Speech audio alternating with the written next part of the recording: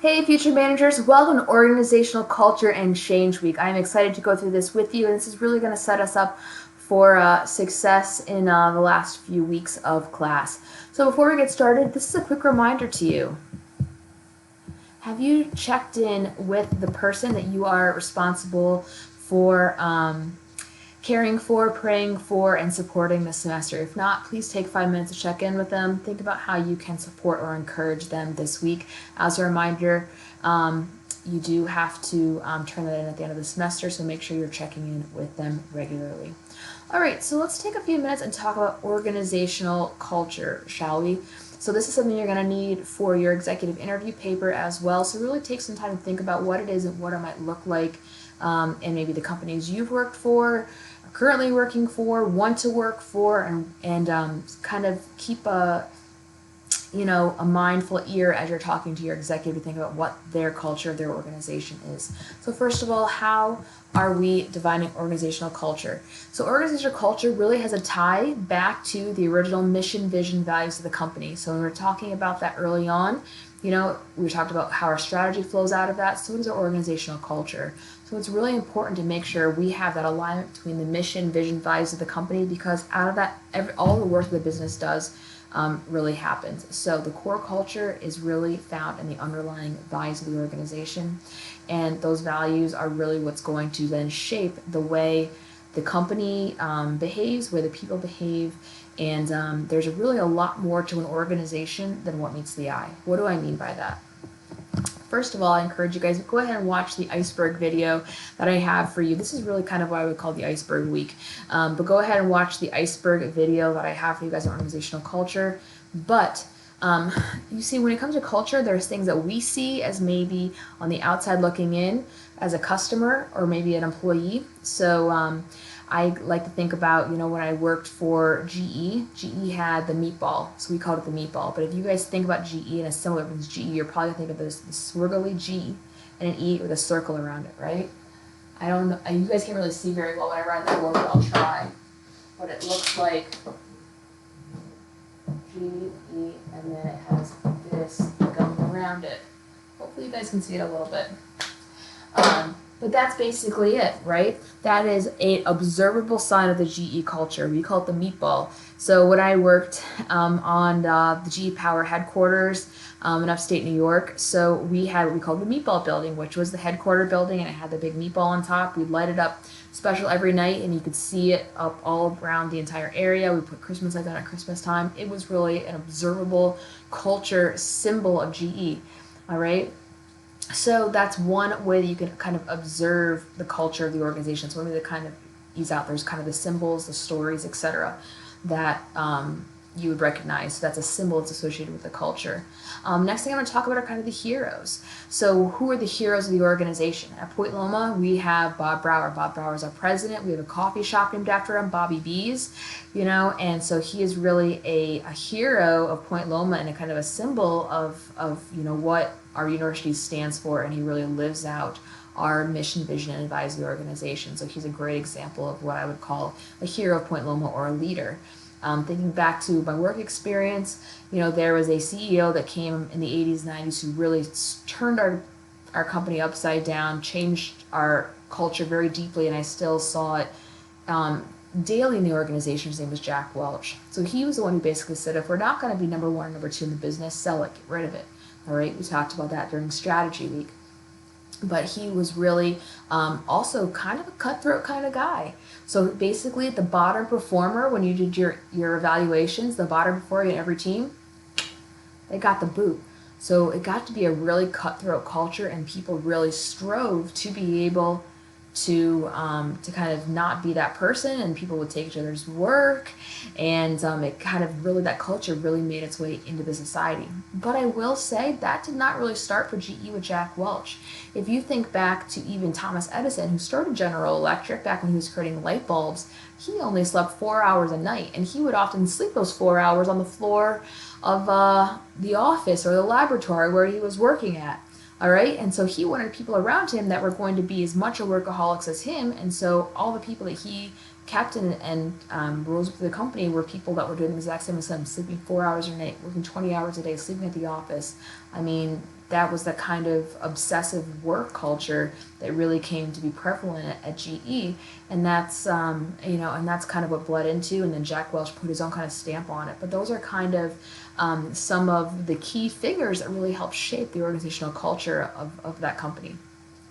So think about who the heroes are of the organization. So when you guys are interviewing your executives, they're probably going to be the heroes of that organization. So that's why it's really important. I'm telling you guys, you need someone that's responsible for shaping culture, because the executives are kind of the heroes of the organization.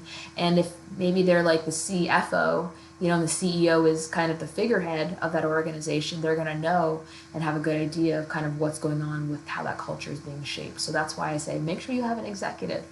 All right. All right, and there's also stories. There's great stories you would like to tell. I just shared a story about how Thomas Edison would, work 4 hours a day and sleep on the floor, because honestly, we had those kinds of days at GE. I mean, I got to go home, but don't get me wrong. Like, you were working, I would work until 6, 7 o'clock at night, go home, have a 9, 10 o'clock call, and then I'd be up for a call the next morning at 4 or 5 in the morning. So I was working with a global company. I mean, so that's very much considered to be the culture and the expectation, because that's what's been done all along. So those stories about what came before us really kind of pave and set the culture for what's going on around us. And last, we have those rites and rituals. So that's basically the things that we do that kind of celebrate our core values. So we actually had an outdoor pavilion where we do outdoor gatherings. So we'll all get together and do hamburgers and hot dogs and things like that. And we'll get around and we'll tell stories and we'll celebrate our heroes and things along those lines. So GE is really good about kind of talking about the good things that we do and what the heroes of the company are doing, kind of inspire and challenge and encourage. But we had our picnic to do that. And different teams have their own within that. So that's a big, corporate wide thing. Within my own team, I would always make sure, we do, it kind of depended, but usually we would try to go take everybody out to lunch for their birthday, or, every year on Christmas, I'd make sure we all volunteered at a food bank, and I tried to build in these own rites and rituals for my own team. I always wanted to make sure that, we started each staff meeting with some sort of a positive moment, or, I don't know if positive moment is the word, but it's not just about business, take time to get to know the people and talk about what's going on in the world and celebrate somebody's successes, because it's so easy to get wrapped up in the numbers, the day-to-day. Really take time to really set up some positive rhythms is really something that a good leader will do in shaping a good culture. All right, so basically, but keep in mind, it all comes back to what is that core culture of that company, and do your personal values align with that or not? So this is all observable culture that I'm sharing with you guys. But if you watch the iceberg video, there's really a lot that goes on beneath the surface as well. All right, but that's basically all things that are considered to be observable. So I wanted to come back around to this concept of value-based management, all right? So that's talking about, once we know what our values are, they're not just like, oh yeah, the values are, you need to talk about them, you need to bring them into your everyday practice. And they're not necessarily, once they're set in stone, they're done. They're always being developed. Like, how does this new product that we're working on really emphasize our values? So you're always thinking about, how do you bring those values into your everyday life, into your everyday conversation, communication, and then how do you help to impart to new employees or junior employees what that culture, that organization is. So that's what we call value-based management. You're always talking about your values, because they're always learning, growing, and finding new ways and seep into the way that you do business. So that's a really great thing to kind of think about. So we had our values, and it was a PowerPoint slide, and I said I want everybody to post it, put it by our desk. I want you to know the values and think about how your everyday work kind of ties into them. And we would try to also build some of our goals and objectives for the year into those shared values as well.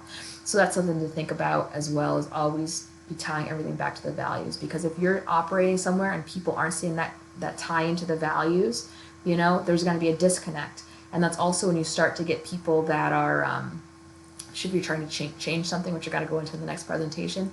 But if you start to get a disconnect, people say, I don't know how this ties in with what I'm supposed to be doing, or, this is why I'm here, but you have me doing this. And so you always want to say, hey, this is how it relates back. This is how it relates back. This is how it relates back. And you really want to build it in. And also, if our values are aspirational, like, hey, we are aspiring to something bigger and better, it's a really great kind of daily reminder and challenge to be better, do better, and shoot for the stars as well. So be thinking about that. So there's this concept called workplace spirituality. And I struggle with the word spirituality, but, it's a term that you talk about in your textbook, so we'll talk about it as well.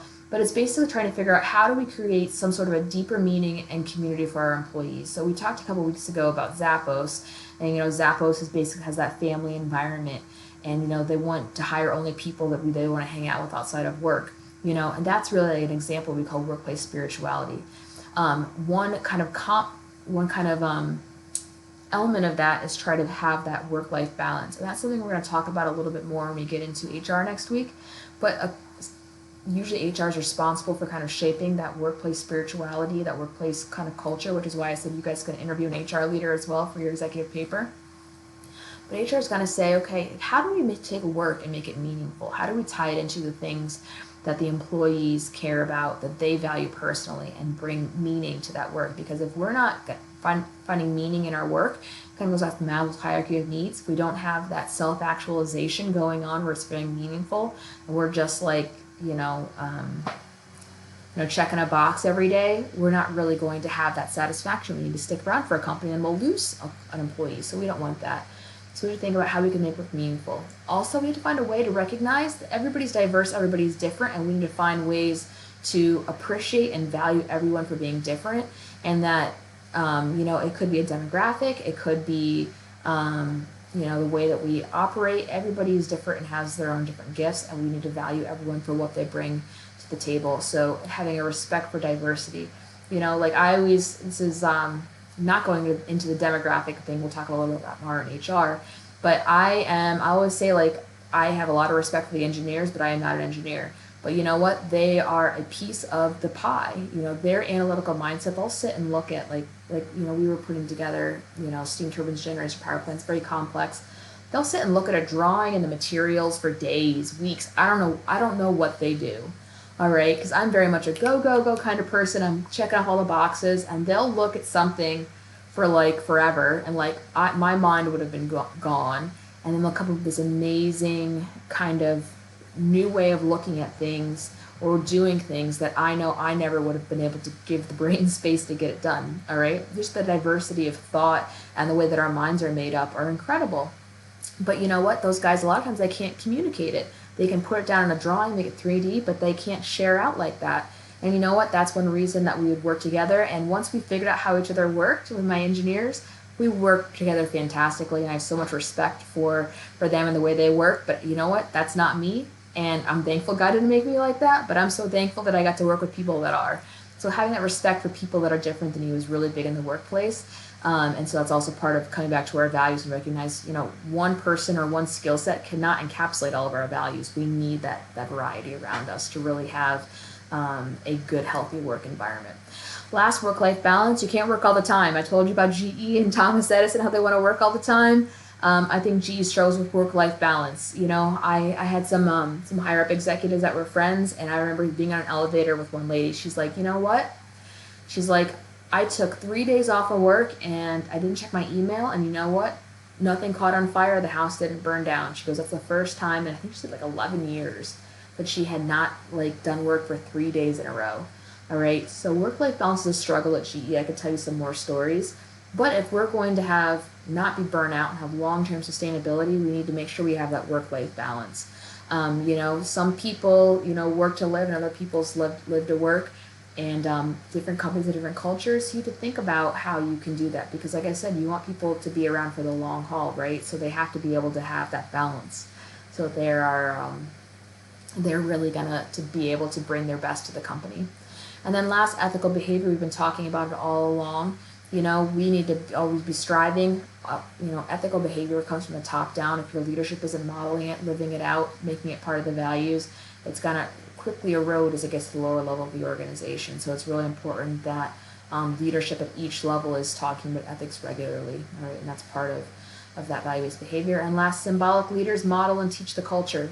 It's from the top down. So whoever these symbols of culture are, should be the ones that are modeling for us how it is indeed we should behave, and so help us to aspire to be better as we continue to grow and develop in our career and as people as well. So that's value-based management. And so all that comes back into the kind of culture that we create in our employees. So when you go to interview for a job, look at the CEO and think, is that somebody that I want to be like? Is that somebody that I really want to, model my career after? And that should really kind of be a good a good gauge for you.